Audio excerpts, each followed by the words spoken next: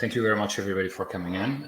We'll be talking a little bit about blockchain analytics and blockchain investigations, and we'll go through it, and then we'll talk about if people want to be in blockchain analytics and blockchain investigations, what kind of a path they can follow in their career to get there.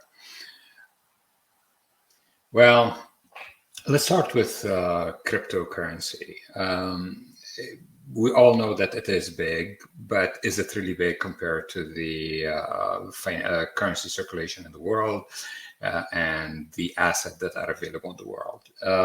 The market cap as of a couple of days ago was $1.6 trillion, which you can see on the right-hand side. The maximum it achieved was around 2021, November 12, about $2.8 trillion. So we can see that it shaved off quite a bit, but that's not surprising since it is a new market, and in a new market there are a lot of volatility, and you can see that the growth has been amazing, especially since 2020, end of 2020 going up. As a matter of fact, if you go and look at some of the venture stock indexes, you will see similar kind of volatility. That graph itself from an analytic company called CoinMarketCap, and they do add the top 17,000 cryptos out there. Now, the overall majority of these cryptos are actually tokens. Inside chain, there are probably a few hundred chains. Probably there is about 50 to 100 of them that are viable, and there are others that are competing to be viable in the marketplace. Well, are all cryptocurrencies are equal? Maybe they are created equal, but the market have said no, there are those that are more equal than others. And we can see, for example, that the Bitcoin is still by far the most popular one, and after that it's followed by Ethereum. If you look at the top 10 currencies out there, Bitcoin, Ethereum, Tether, all the way to Dogecoin, they account for about 80%, just under 80% of the capitalization of the blockchain, of the cryptocurrency market, and the rest, the other over 16,000 of them account for 20% of the market space. If you can look at this white, nice white below this, around just over 20% of the market space. So again, the most interesting ones are the one with a large capitalization and the large volume that is being exchanged, because that is where some of the nefarious activities are more likely to happen. So, a company like us in the blockchain analytics space, we focus on the companies with the top market capitalization, but more importantly, the real exchange going on in those markets, or the liquidity on those markets, because these are the ones that have the, again, highest percentage or likelihood of having nefarious activity. However, these are not the only one we focus on, we look at, because there are a lot of companies that have chains that want to be compliant, who come to us and they ask us to support their chain, and we work together on supporting their chain. So the Cryptoverse or crypto universe is a recent universe. However, it's getting bigger by the moments. I mean, when we started looking into it, it was okay, Bitcoin, Litecoin, Ethereum. Okay, there were some smart contracts, and then we have now layer 2 side chains like Lightning Network, Arbitrum, Polygon. Then we went into the DEX space, and that kind of exploded. Yeah, so it is a massive space. It's evolving at a very, very rapid rate. And wherever there is money or value that's being transferred, there is a crime is going to follow. That doesn't mean that the majority or a substantial amount of the transaction and criminal activity, not by far. It is simply as money move to a certain space, there are those who want to basically do money laundering or getting paid for illegal activity or dark activity goes on. So because of that, whether it is in banking, whether it is in stock exchanges, whether it is in any type of transactions, okay, these activities happen, and cryptocurrency is nothing new from that perspective. It follows many of the models that went before it. Well, there is a myth out there that cryptocurrency is unregulated. That's not true. If you look at the US regulatory framework, whether you consider cryptocurrencies to be currencies, or you consider it to be securities, or any other financial instrument, it is subject to regulation and rule of law, because all of these, whether it's currencies, securities, and almost any type of financial instruments, are regulated in order to protect the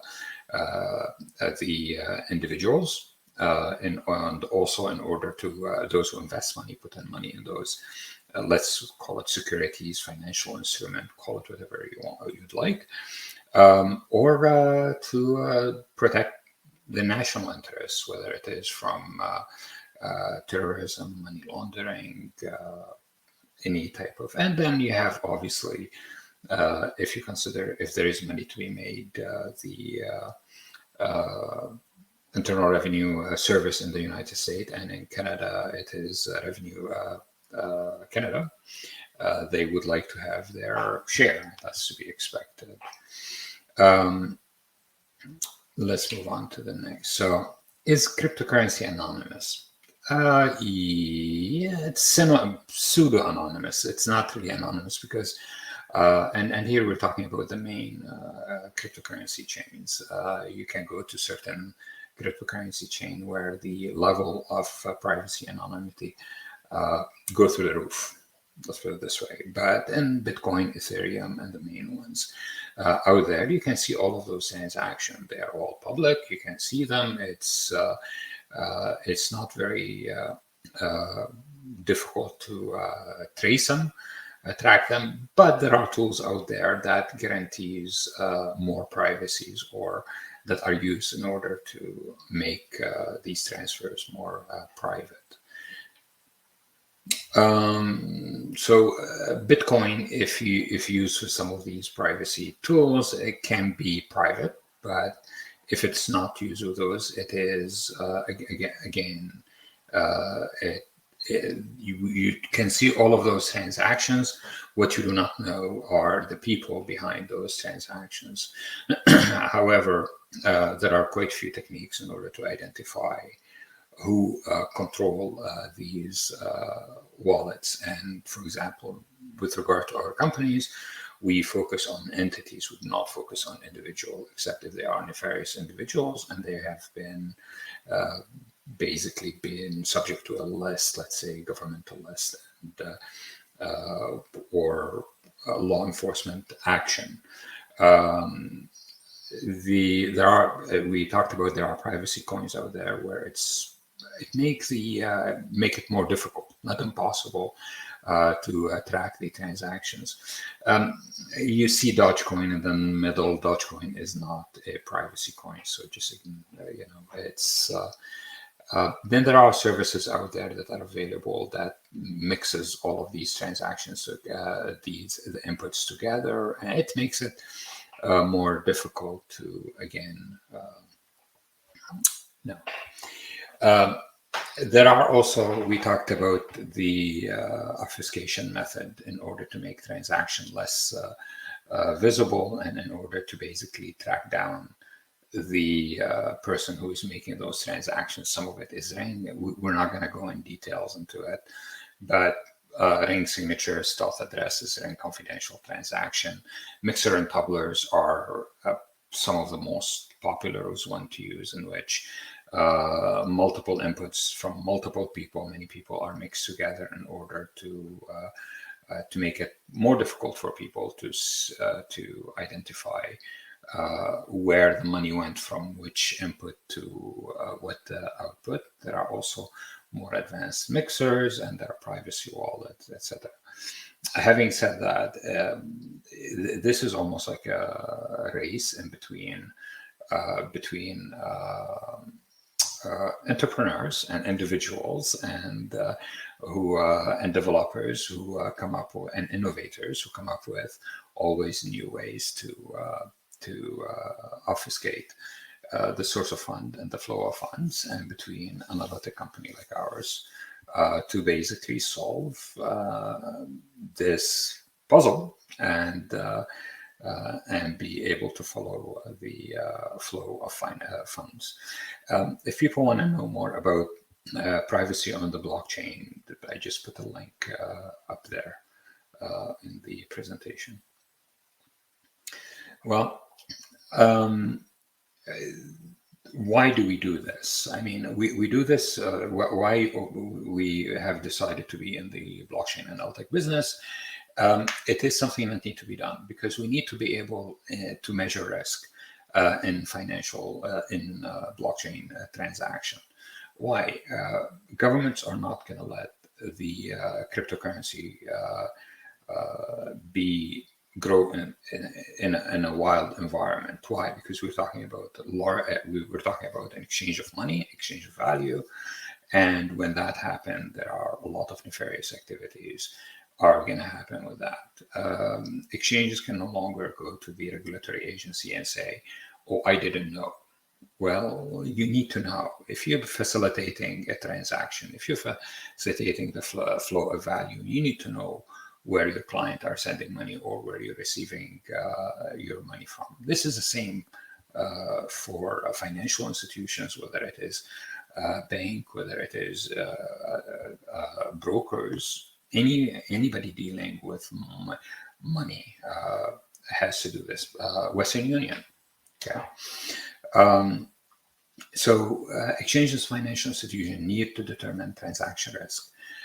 So if one of their, so they do it in a multiple way. One of them is that their client have to go through KYC, okay, know your customer. So they have to go through kind of a background check that they do it. We're not involved at this point in this. What we are involved in is know your transaction. Okay, so I'm gonna be one of the exchange client is sending their money to someone.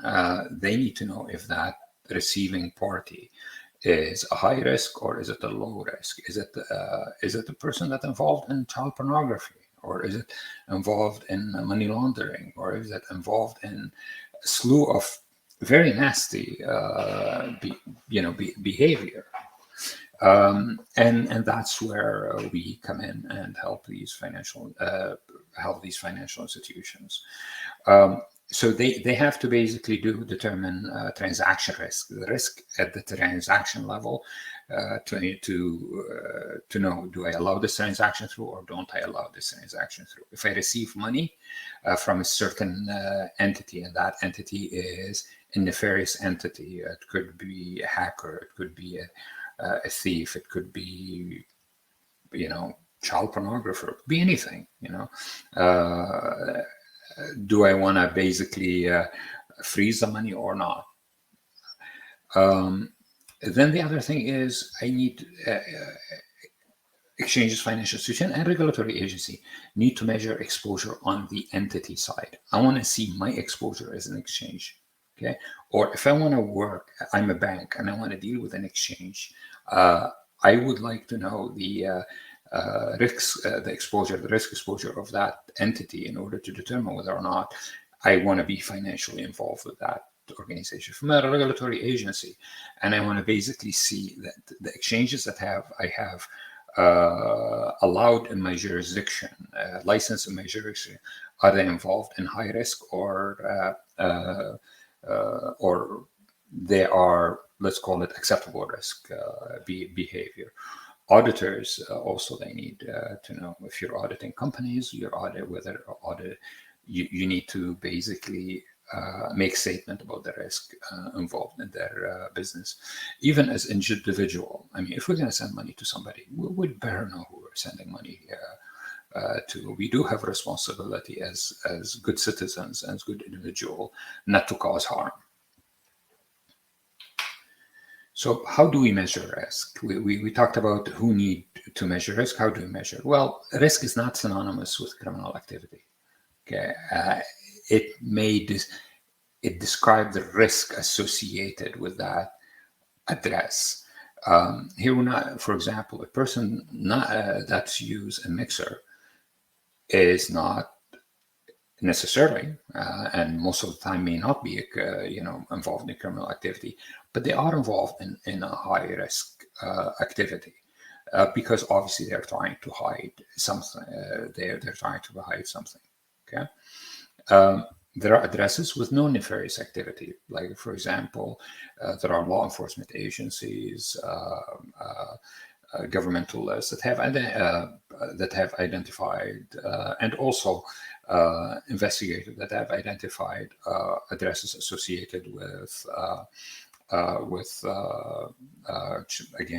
child pornography, terrorism, money laundering, scams, hacks,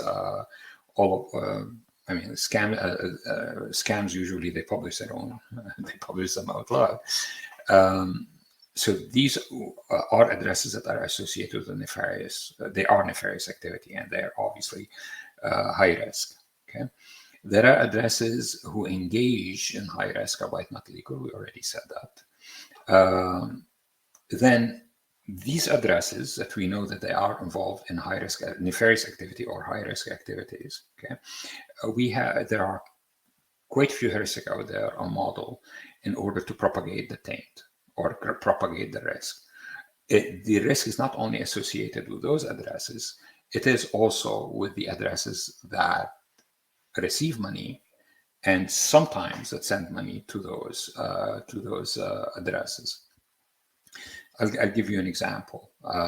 Usually a scammer, when they take their money, or hacker, when they steal cryptocurrency money, they then send to another address and another address. They split it into literally hundreds of other addresses, and then they again send it, and they keep sending it, and they combine it. They go through mixers, and they try every other ways in order to basically hide the flow of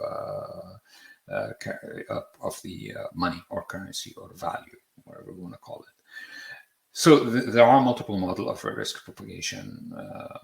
It's called taint, and there are multiple, there are quite a few papers on this topic. And if you actually Google it, you'll find some of them. And if you have still in the university, that's even better, because they have subscription to all of these scientific publications, and you can go in and just type it in, and you'll have access to all of these for free. Most of the users that care about measuring risk care about the score and the justification for the score. They're not there to do an in-depth investigation. They want to know that, is this a high risk? Is it severe? It's a high risk. It's a medium risk. It's a low risk. In order to decide whether or not to proceed with the transaction or not. So this is one of the tools, just happen to be ours. There are other tools in the market out there in which people would you can put in an address in this case, and you can, this address, for example, is a dark market seller, and then usually, if you're dealing with companies, they like to have everything integrated within their own systems because it has to be automated. You don't want to, so an API call will tell you whether or not to accept. Obviously, this one is a high risk one, and it should never be accepted. If they want to know more about this, they can go to more information, and they can have all the information they want about this address. the transaction, the exposure, and the history of it. And if they want to know the counterparty exposure, whether it is receiving, sending by volume, number of transactions, they can do that. And this is basically, obviously, you have to have history. So this is something that's usually used by exchanges and payment services, etc. Then you have basically law enforcement agencies. Law enforcement agencies don't care so much about the risks. They care more about the to be able to take. They've got access through, they appropriated basically a computer. Their people basically extracted few cryptocurrency addresses, and they want to investigate those addresses and see what they can find out. So law enforcement usually want to uncover criminal activities, and the compliance also department within a financial institution want to investigate source of fund. They're not satisfied with something, they want to go and go further and investigate it. Now, usually people use either explorers, cryptocurrency explorers, and there are cryptocurrencies that are open source, and you can Google them. You can go Bitcoin Explorer or cryptocurrency explorers, probably get a lot of these. And a lot of these require people that with more in-depth understanding of the cryptocurrency space. And then there are, in order to simplify basically the transaction flow and make it a lot easier to follow the transaction, there are graphical interfaces that are available. And most investigators use these days graphical interfaces because it makes them substantially more efficient to do that. But that's not sufficient. You also have to develop productivity tools for these investigators. Remember, again, you're talking about a massive mountain of data, and you need to be able to filter through them. So you have to include productivity filters in order to filter through this massive amount of data. But that's also not enough by itself. If I'm an investigator and I want to basically know what's going on with regard to specific addresses, okay, I'm not going to be watching it every day. I want to basically have intelligent agents that monitor these addresses, and if certain criteria happen, I would like them to I want to be alerted. I want also these intelligent agents to go and track for me the flow of transfer, especially that when nefarious entity decide to move their ill-gotten gains, they just don't do one hop. They literally, you have hundreds of transactions, almost like an explosion of transactions and transfers that happens within a very, very short period of time. And it is sometimes extremely difficult for human beings to follow these. And that's why intelligent agents and here we're talking about algorithms, are very good at following and tracking that money and where it is going. Also, if that money hits basically an exchange, you have a very limited period of time in which to basically connect to the exchange and as a law enforcement agency and demand that they freeze certain amount that just money that came in through certain transactions. So that's why these things has to be real time, and computer algorithm or intelligent agents are the best way to do them because they are real time and they don't get tired and they don't get sleep. And any tool that is going to be developed must be smart, flexible, easy to use, and consistent across multiple blockchains. Because again, whatever you develop, the investigators need to be able to go You don't want to learn a new tool for every chain. So this is basically a small example, and this is actually a trivial example, and it's not a very sophisticated example, but it does explain what the kind of tools that you need to develop in order to deal with certain scams. So if you look at the bottom left-hand side, there is a website that's claiming to give away fund. You put in 1 coin, you get 2 coin. Okay, so that person is basically through different transactions trying to hide the flow of transaction, which went at the end to Whitebit, which is an exchange. They sent the money to another address, and then another address, and then they went through a smart contract. Actually, it's a quite involved smart contract. You can see the and the detail of the smart contract and the different transaction, and they transfer some of the Ethereum to USD, transfer it back to Ethereum to another wallet, and then they split the amount of the money and they send it to deposit addresses of basically an exchange. Now, all of these are really unknown entity, but once you hit the exchange hot wallet, you are dealing with a known entity, and you should, and as a law enforcement agency, as a matter of fact, as the exchange itself should be able to have identified these and frozen the money. This is that one Ethereum. This one is Bitcoin. Again, you can look at also in either of them. There is information about the transaction, and there are tools to be able to do some filtering and these things. So this is a very high level. We'll just move on.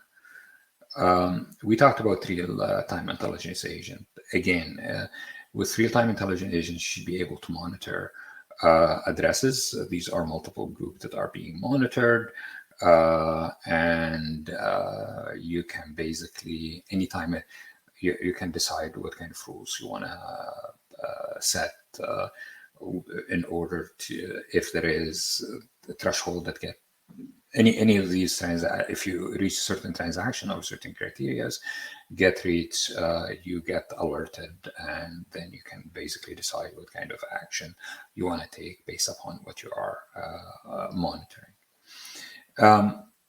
It is all about data. Okay. What people see as consumer of blockchain analytic is a small fraction of the work that actually get done. The tools that are about managing these data and the algorithms that are in the background in order to analyze these data is literally about 80% of the work that get done. Okay, but what kind of data we deal with? Well, obviously part of blockchain data. These are data that are available from the nodes, and you parse them, and that's tend to be straightforward. And then there are attribution data that come from open source investigations. We do have a big team of OSINT team that does that, and so does other analytic companies. There is a data that come from governmental blacklist, non-governmental agency, client, partners, subnet. The attribution, we have our own investigative team, and we also get attribution from them whenever there is a scam. They go and investigate it, and we do get a lot of basically data out of it. Again, we do not invade anybody's privacy. There is sometimes an illusion that analytic company go and invade people's privacy. We do not. I mean, there are strong laws about people privacies, and we respect that, and we never ever invade anyone's privacy. There are heuristics that allow us to map out the address of market exchanges and other entities, and we do that, and we have hundreds of millions of addresses that have been identified as belonging to dark market exchanges and other entities. There are heuristics that are used. We utilize different clustering methodologies. address change or change address. I mix up change address identification and fingerprinting methodologies.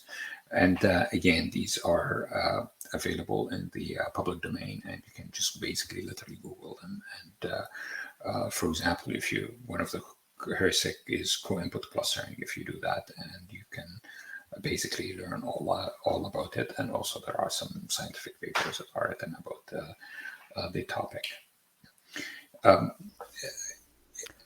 I think we'll probably, we've got limited time there, Rafeh, for this evening. So amazing content. But we've got 3 other presenters to get to. So if we can wrap it up in a few minutes, because we've got a couple of questions that I'd love to put on your plate as well. Okay. Data integrity is above everything else, because if you have garbage in, you're going to have garbage out, and you reinforce bias. Alcoa is an FDA basically standard that we follow, and my view that everybody should follow in order to basically ensure the integrity of the data. Data should be attributable, legible, contemporaneous, original, accurate. Alcoa, you can basically read about it. The data management tool to record the lifetime of a data cycle. Every change in the data point has to be recorded. Any time before you accept anything into your database, it has to basically go through consistency check. Again, we talked about the lineage. You have to have the lineage through the whole life cycle of a data point. Now, how to develop your expertise, and this is the last one. You have to have a strong foundation in computer science, bachelor or master, and I really encourage people to do a minor in math, because that's the difference between high-end computer scientists and regular computer scientists, how strong you are in algorithm math, data science, probability. If you have to take online course to supplement your university degree, go ahead and do it. Bitcoin and the Ethereums are the foundations, so study it in depth, learn a little bit about the rest of the cryptocurrency ecosystem.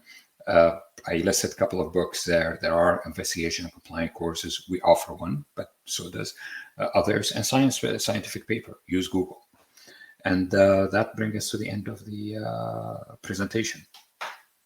Let's jump into some questions. So the first question we have is from Ethan, who's actually presenting next.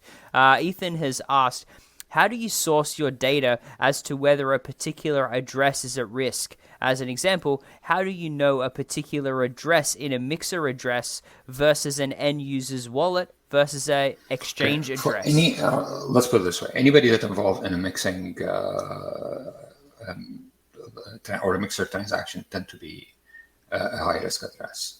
It's not nowhere as a high risk, for example, as somebody that's involved in like we know involved in nefarious activity, but that person is involved in a high risk activity, and almost everybody would label such an address as having basically as more risky than those that are not involved. Having said that, a lot of organizations, basically including ours, enable their customers and users to change the risk parameters. So they can basically say, Mixer is not a high risk, but we highly don't recommend that, because anybody that's involved in a mixer is a risk. Now, how do we map our exchange? There are quite a few techniques in order to identify deposit addresses of